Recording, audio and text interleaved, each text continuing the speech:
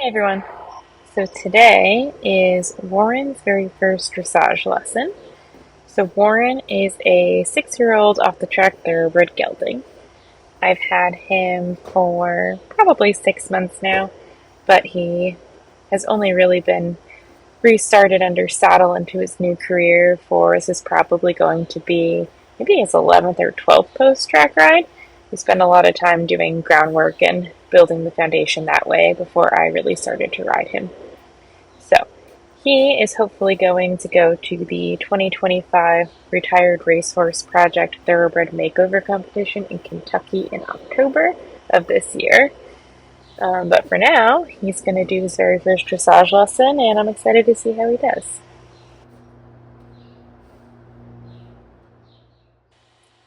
While I'm grooming and tacking him up, I thought it might be fun to kind of talk about some of the products that I am loving lately as far as grooming.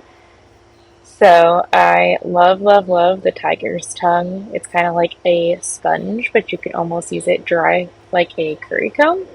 And I find that the thinner skinned thoroughbred types really appreciate that more than a traditional curry comb.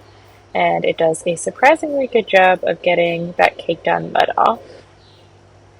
Here I am spraying him with I think the brand is Equus, the avocado mist spray. Really like this. It smells really good, but on top of that, it helps pick up that really fine dust. That's stuff that seems like no matter how much you keep brushing, the more it comes out. And this spray tends to help pick that up off their coat. It's one of the few things that helps get that out. Another product I like that helps with that fine dust is Vetrolin Shine. But today I'm using the avocado mist. And I'm also using the avocado mist with my favorite brush of all time, which is the Haas Diamond brush. I have now been a Haas convert. I thought it was silly and that there wasn't really that much of a difference between different kinds of brushes until I started using the Haas ones, and I'm a total believer now, and they are the only brushes I will buy. They do such a good job and are really high quality brushes.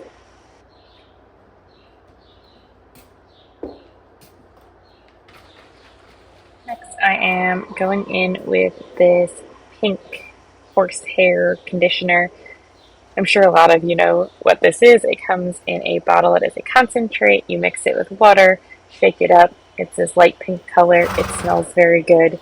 I actually typically use this more as a coat spray. I really like it in the winter when you can't give a bath because it does make them smell so good and it makes their hair really soft. But today I'm using it as a tail detangler because I didn't have anything else in my grooming box. As far as tail detanglers go, my favorite and my go-to, especially if they're really tangled, is the Cowboy Magic Detangler Concentrate. It's like a gel that comes in a tube. And Shoshin also makes a gel conditioner detangler that comes in a tube like that too. And I really like that one as well. I am a daily tail brusher.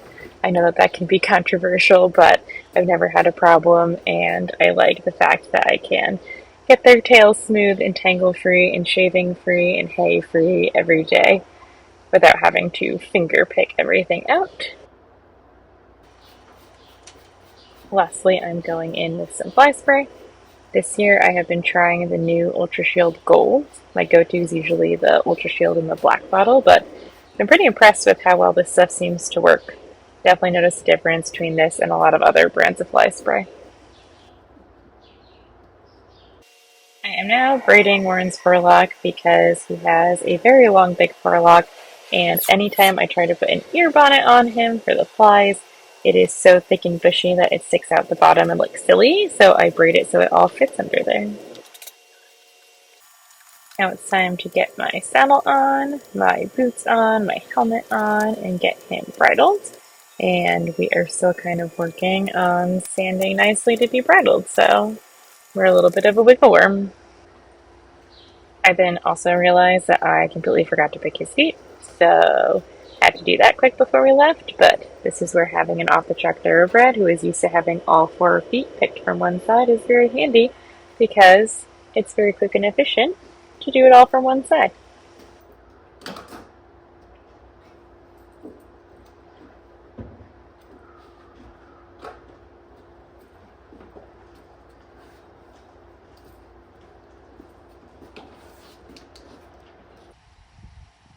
So currently Warren is still very green on the flat.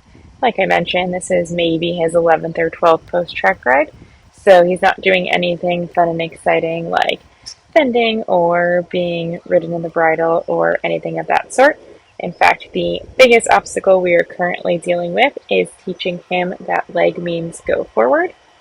That is not a concept that most thoroughbreds understand all that well when they first come off the track, because it's just not how they're trained and ridden. So we often have to bridge that gap in teaching them that when we close our leg, we would like them to go forward. So that is what he's working on. He tends to be a little bit barn bound as well. So when he's going away from the barn, he wants to go a little slower. When he's going towards the barn, he's a little more inclined to go quicker. But as we pass the short end where the barn is located, he tries to kind of drag through his outside shoulder and slow down a little bit. So we're just working on finding a nice forward trot, making sure we have control over the outside shoulder as we go past this short end, and overall just trying to keep him straight and forward.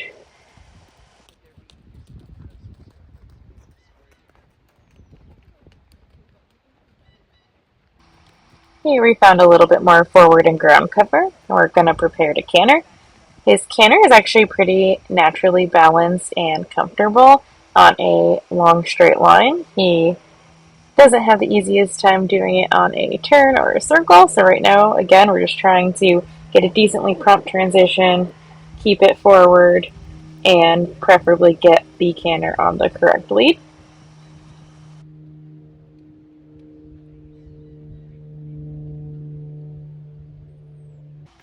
This is a little example of what he does sometimes when he gets a little barn bound, where he'll plant his feet and not want to go forward. So I'm just encouraging him forward, a little tap with the stick. These guys understand what the whip means, so it could be a helpful bridge when they're learning what leg is. And then here, we're working on right lead canter. Currently, the right lead's a little bit trickier for him, so he did pick up the incorrect lead there. So no big deal.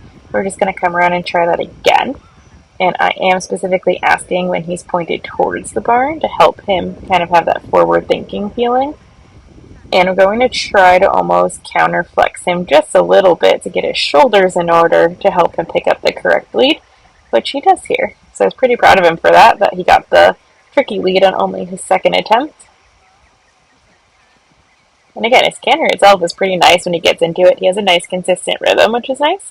We're just trying to turn that left shoulder through the turn there so he doesn't stall and get stuck there.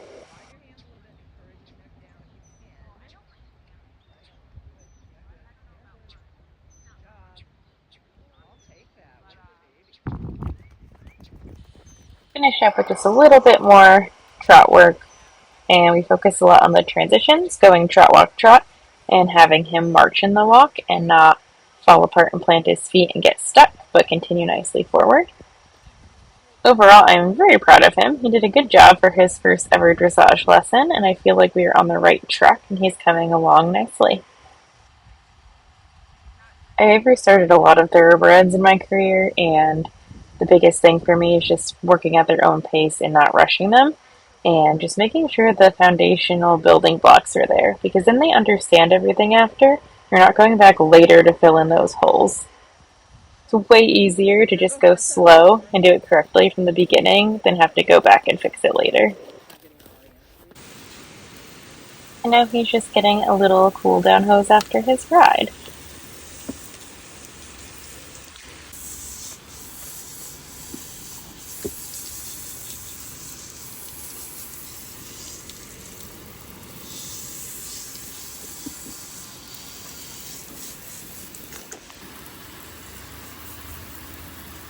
No, wait. I don't need that.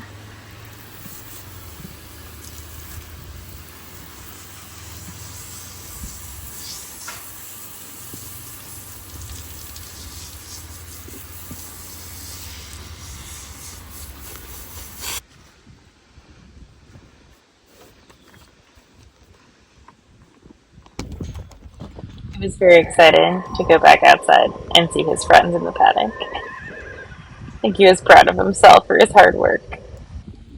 That's all for today, guys. Thank you for watching this video, and I'll catch you on the next one.